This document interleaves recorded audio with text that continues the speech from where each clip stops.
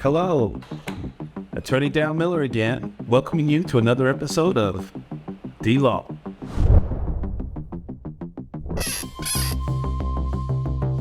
You guys know me, Attorney Dale Miller, been practicing for 24 years. All kinds of personal injury, and I do a lot of other entrepreneurial type things. Today we want to talk about Karl Malone.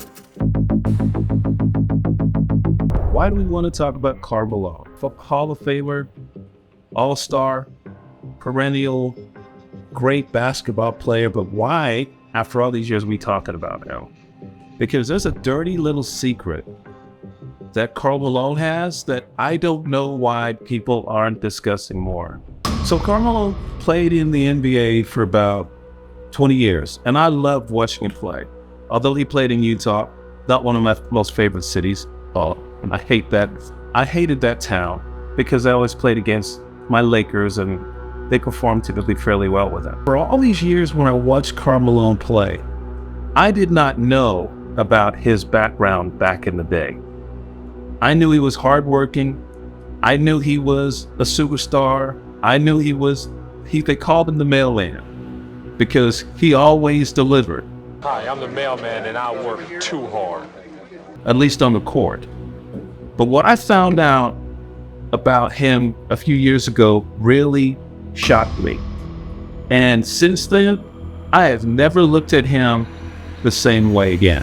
When I heard that Karl Malone was going to be representing the NBA at the All-Star game, I was absolutely floored. Because now, years later, I know what happened. I know the story, and I know what that son of a bitch did. I actually went to Utah. I went to Salt Lake City 2 weeks ago, right before the All-Star game, actually. And right then, and I was shocked to see this big picture of Karl Malone and that he was going to be involved in the All-Star game. So why am I so shocked? He was their darling star. He was their big superhero with John Stockton. So you got this big old black guy who's on the inside. You got little white guy, John Stockton, and they were Batman and Robin, and they were doing well together for many, many years. So no one's surprised about that. What I am surprised is what the NBA knows and is failing to talk about. And what is that? The fact that when Karl Malone was 20 years old, and he was in college, he was having sexual relations with a 12-year-old girl. I don't understand that. And what I further don't understand is why people know about this now and no one is talking about it. Why is he a representative of the NBA, knowing that he sexually assaulted a minor and everyone knows that he did it? And no one's talking about it. So let's talk about that just for a little while, just for a minute in terms of what happened. When this happened years ago, the parents and the grandparents of the young girl decided that, hey, he's a talented young guy. We don't want to put someone in the community in jail. So let's just do the right thing from their perspective. And the right thing from their perspective was to make sure that the child was taken care of. In terms of being taken care of, they're talking about child support, okay? And let's just talk about what this child support meant too at the time. Although he committed the crime of sexual assault, because we know a minor cannot consent to having sex with someone who is an adult, okay? He was 20 years old. Just disgusting to talk about, by the way. This is just disgusting to talk about. But the grandparents decided, okay, you know what? We're going to let this go, pay the child support, and we'll be okay. Karl Malone at the time, we're talking about like $200 a month. He contested that issue till they brought that number down significantly. And there's some questions to whether or not he properly paid or whether he was a deadbeat dad. I'm not exactly sure about those things, but those things are somewhat irrelevant.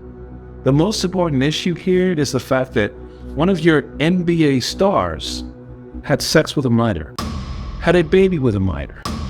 And the NBA knows about it, and they still did a huge story about it this weekend. I watched it in the midst of the All-Star game, a slam dunk contest. They did a big story on Karl Malone and John Stockton. He was an abuser. He did the wrong thing here. And okay, great, they'd made the decision not to prosecute him, but to put him up on a pedestal now, knowing what we know, come on, man. There's no other stars we can pick in Utah? I think that was absolutely wrong. And I think they made an absolutely bad choice in what they decided to do. So, what makes this thing worse is that, even now, that the thing that really, really pisses me off about it, because look, we can all make mistakes, right? We all make mistakes, and I get that. But when he doesn't even want to talk about this issue, he doesn't even want to come to grips that he made a bad decision. And look at how the child that he created, from what I understand, and from what I've read, the child tried to contact and reach out to him and say, hey, Dad, what's going on? And this child, by the way, he's a millionaire. Okay, so he's not like, hey, Dad, give me some money. This child made it to the NFL. He played in the NFL for several years.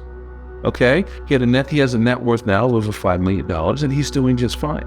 He reached out to Karl Malone. Hey, Dad, can we talk? You know what his reaction was? Karl Malone's reaction was? Well, son, it's too late for that. You're too old, and I've got other family. And he didn't want to start a relationship with his son. People in the NBA have always not really liked him, right? And I've always respected him because he was a great athlete on the court.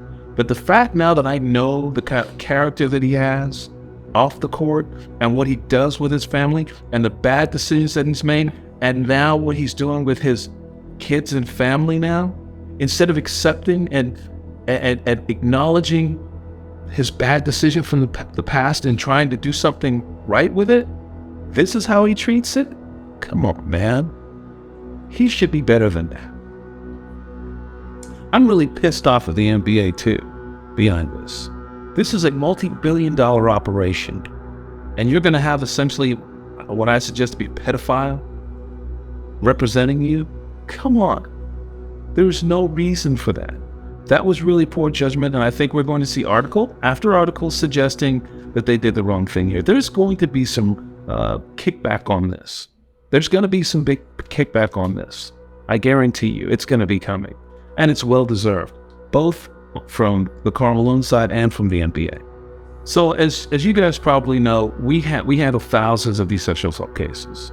And one of the things that we always suggest to our clients is that they need to be themselves. They need to, if it's important for them to get things out, do what is healthy and right for them, which is if you need to confront, then confront. If you don't feel comfortable with that, don't do it.